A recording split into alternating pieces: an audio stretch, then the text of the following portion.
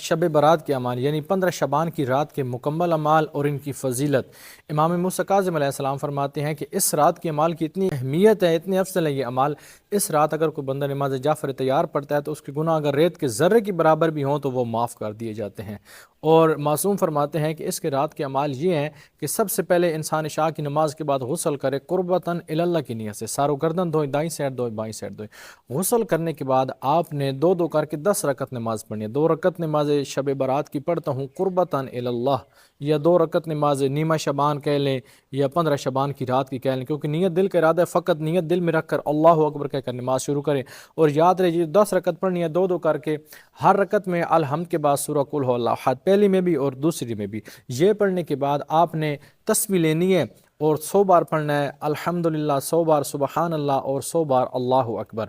یہ آپ نے 100 بار پڑھنا ہے۔ اس کے بعد آپ نے دعائے کمیل کی تلاوت فرمانی ہے، اور امام جعفر صادق علیہ السلام فرماتے ہیں کہ اس رات کا افضل ترین عمل ہے زیارت امام حسین علیہ السلام، یعنی رات میں کسی وقت بھی زیارت امام حسین علیہ السلام پڑھیں، قبلہ رخ سے تھوڑی دائیں جانب مڑ کے انگلی کے اشارے سے کھلے آسمان کے نیچے زیارت امام حسین علیہ السلام پڑھیں۔ اس کے بعد آپ نے 2 رکعت نماز ہدیہ زیارت امام حسین علیہ السلام پڑھنی ہے۔ اور نماز جعفر تیار پڑھنے کا طریقہ کار صبح کی طرح، جیسے اگر کوئی بند 2 طریقے ہیں، ایک طریقہ یہ ہے کہ صبح کی جیسے 2 رکعت پڑھتے ہیں، 2 رکعت نماز جعفر تیار پڑھتا ہوں قربتاً اللہ، ایسے 2 رکعت 2 2 کر کے 4 رکعت پڑھیں۔ 4 رکعت پڑھنے کے بعد آپ 300 مرتبہ تسبیحات اربع پڑھیں، سبحان اللہ والحمد للہ ولا الہ الا اللہ واللہ اکبر، ایک یہ طریقہ ہے۔ دوسرا یہ ہے نیت کریں 2 رکعت کی سورہ الحمد اور دوسری سورہ پڑھنے کے بعد آپ نے 15 بار تسبیحات اربع پڑھنی ہے۔ اس کے بعد رکوع میں جائیں، رکوع والا ذکر پڑھنے کے بعد پھر 10 بار تسبیحات اربع پڑھیں، پھر کھڑے ہوں، پھر کھڑے ہو کر 10 بار تسبیحات اربع پڑھیں، پھر سجدے میں جائیں، پھر 10 بار تسبیحات اربع پڑھیں ذکر پڑھنے کے بعد، پھر اٹھ کر بیٹھیں، پھر تسبیحات اربع 10 بار پڑھیں، پھر